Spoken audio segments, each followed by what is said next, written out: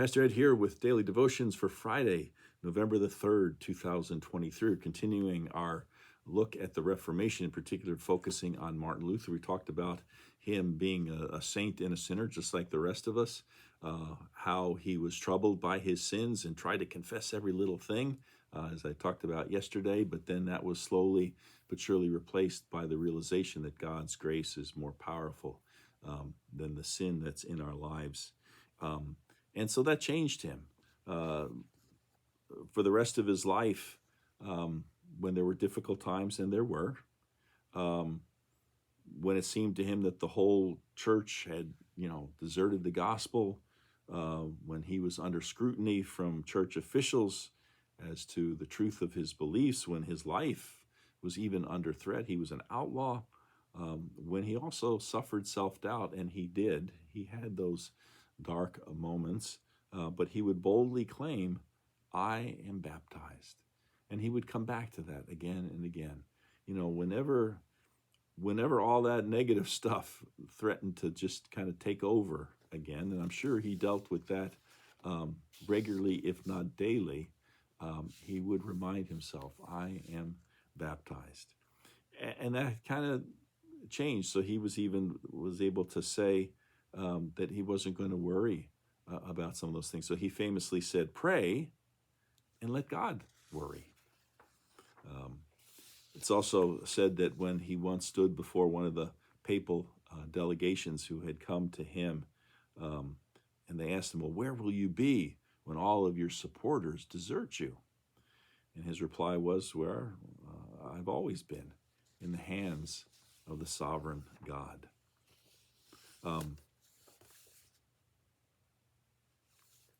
Philip Melanchthon, who was his colleague and other great Reformation theologian, was once talking with Martin Luther, and he said, this day you and I will discuss the governance of the universe.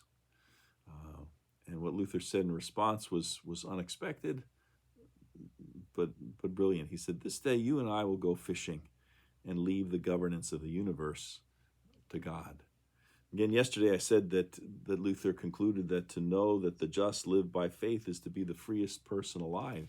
And so, he could say to the papal delegation, when they told him, oh, where are you going to be when all your deserters fail you? Well, I'll be in the hands of the sovereign God. And he could say, pray and let God worry instead of continuing to pray yourself. And probably the most famous story and quote about Luther has to do with the possibility of the end of the world, or the return of Christ. And it seems like every generation lives in times that some are in our midst, assert this is the end times. Obviously, things are happening, and I'm sure I haven't heard it, but I'm sure it's out there. If I didn't, I wouldn't have to look very far, nor would you.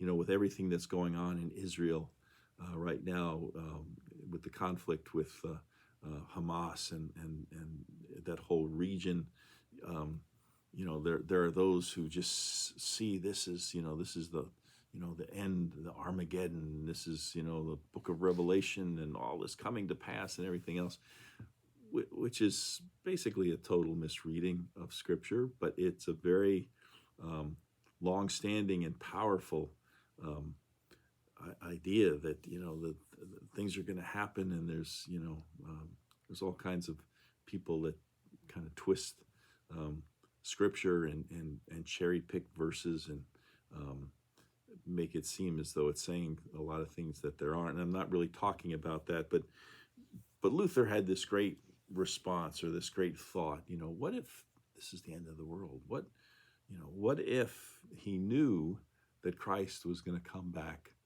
tomorrow?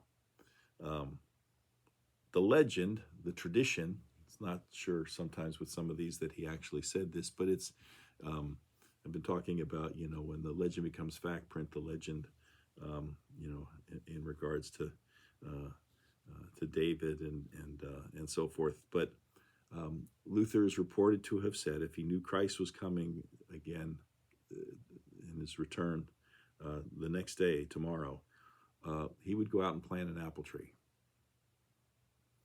And the whole point of that is that he would just keep living his life as he'd been called to live, as all of us are called to live, in faith, doing what we've been tasked with doing in our lives, whatever that calling might be. He also said things that, the maid who sweeps the floors and the shoemaker who makes shoes serves God just as clearly as a monk or a priest.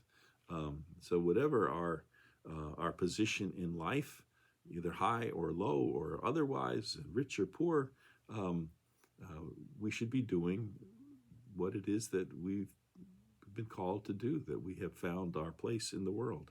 And those other things, again, let God worry about things.